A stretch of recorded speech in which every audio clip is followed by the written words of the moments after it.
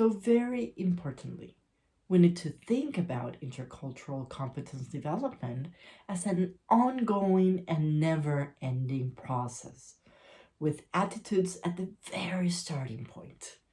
We don't expect any of us to be fully informed and fully competent in all cultures and all contexts.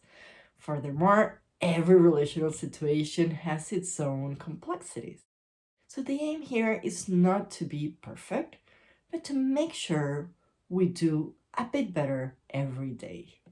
So intercultural competence development can indeed be visualized as an upward spiral, going through the same 5 components each time in every different situation, yeah, but in a way that it reveals more growth and maturity when interacting across cultures.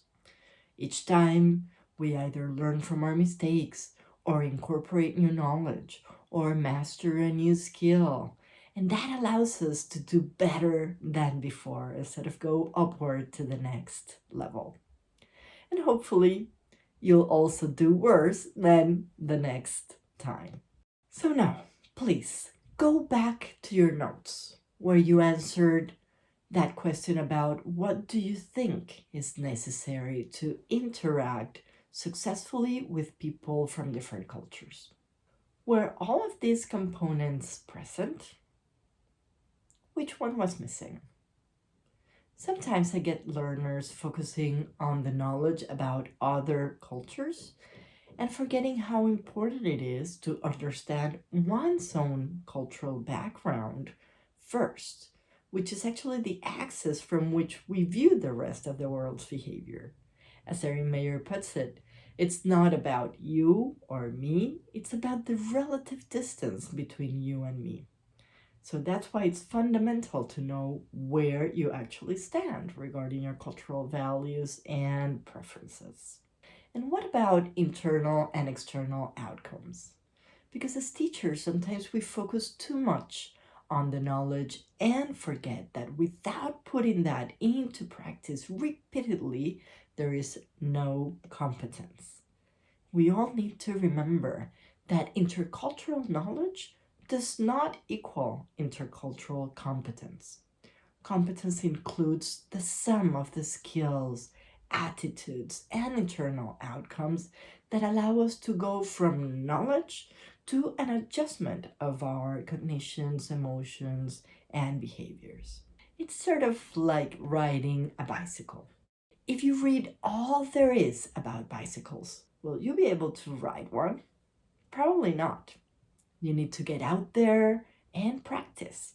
And when you learn to ride a bike, let's say in an empty parking lot, are you then automatically able to ride a bike in the traffic? Probably not.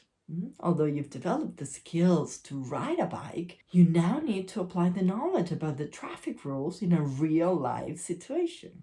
And now imagine that the real life situation in which you practice is riding your bike through Milan. Will you then be able to ride a bike in Mogadishu?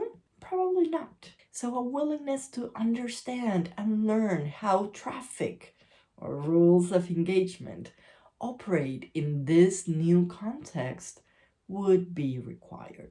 And that's why the upward spiral image is relevant. It is an ongoing process of learning and relearning.